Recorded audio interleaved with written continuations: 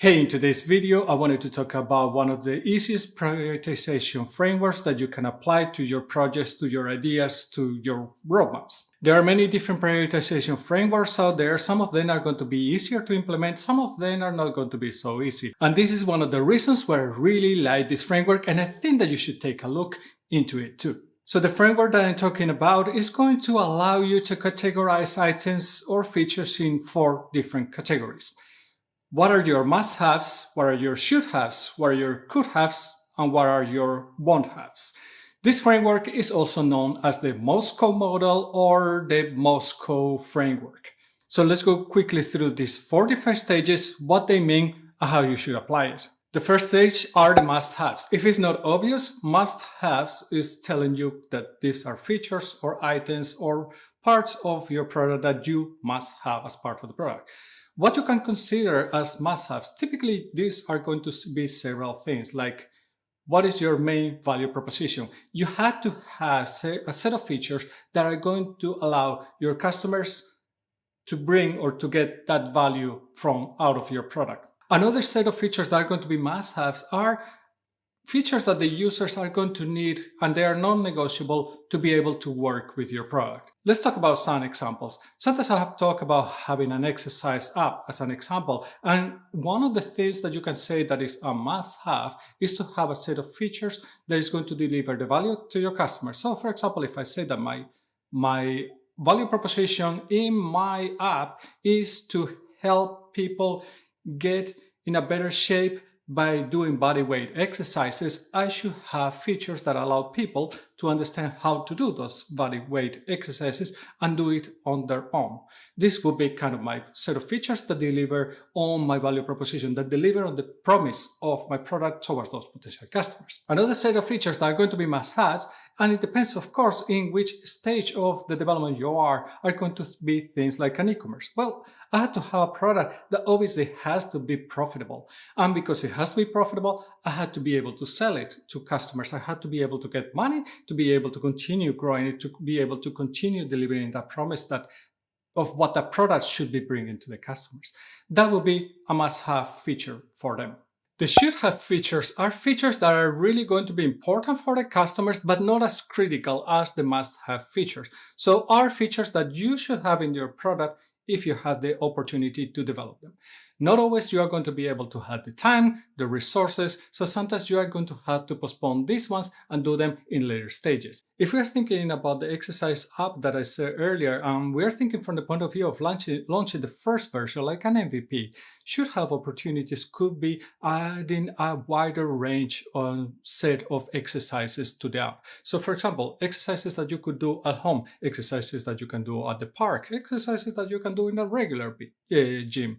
So maybe you are not talking about the core exercises, but you're talking about further development of those exercises and how you could adapt them into a different situation. So maybe not necessarily about the core exercises, but where and how to use them in different environments and how you can complement them with extra exercises that you can do in those spaces. Could have features or items will be those ones that you could include in your product at some point. You're not even probably consider them as part of your MVP if you even have time, but you know that eventually you will have to do them. So for example, if we go back to the exercise app, think about how could I share my exercises with other people? How could I actually maybe bring new exercises to the app? Or how could I have something like a community tab?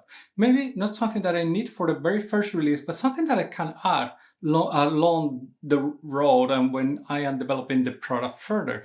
This could be very beneficial for people to actually expand the exercises that they are doing, because not all the knowledge is going to be carried on by the app. Obviously, there's always going to be extra knowledge because there's a lot of people that could be in that community that they could bring their own knowledge into there and others could benefit from it. So how can you open that? This can be an open, in a way, source community, or it could be even a paid community that they could start selling their workouts within the app.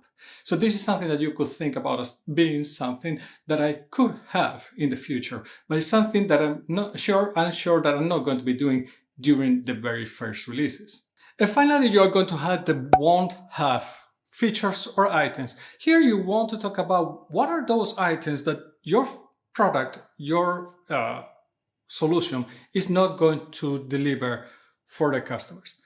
Why is this important? Because you have to keep the focus. Otherwise, you are going to end up trying to do everything and your product might not be very cohesive. It's just trying to be too big and it's not being focused. So you'd rather be focused, really tackle that niche. Potentially in the future, when you have tackled that niche and if you have grown to mature in that niche, maybe you want to expand, maybe you want to move to different areas. But at this point, this is not your concern, not something that you should even consider. So for example, if we go back to the exercise app, one of the things that I would think that is won't have is that because my audience are people that are into body weight exercise, so calisthenics, just doing exercise with your body, I would not have anything that talks about doing exercise with weights. And yes, true, you can complement the body weight exercise with weights, and maybe that could be a niche, and maybe it could be something in the future, but in the beginning would be something that I wouldn't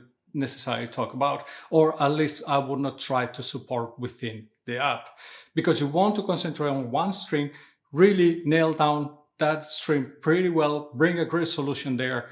In the future, you can think of expanding to a different area. So that's why I would say that things like not focusing in your core audience needs, that would be things that you don't want to do. And you want to make it very clear that this is a won't have for me.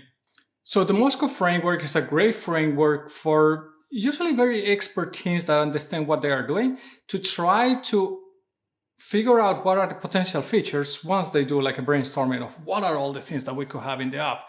Then they start looking into, okay, where do they fall? Which ones are really must in the very beginning? Which ones are should?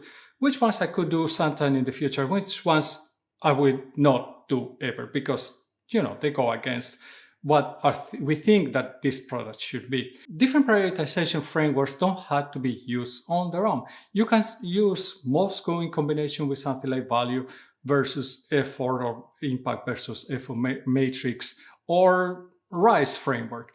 Why you can do this is because you can use those frameworks initially, maybe to see the opportunity size.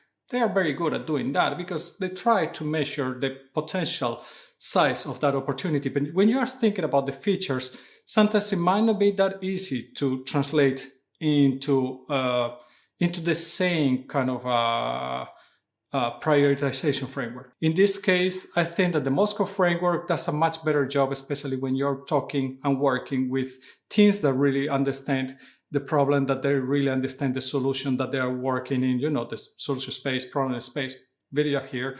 And if you understand those things, then those teams are going to have and benefit a lot from a framework like this. It's going to help them prioritize very well. It's going to help them then lay out what this potential MVP is going to be. So are you familiar with the MoSCoW framework? Have you used it? Have you not used it? Do you like it or not?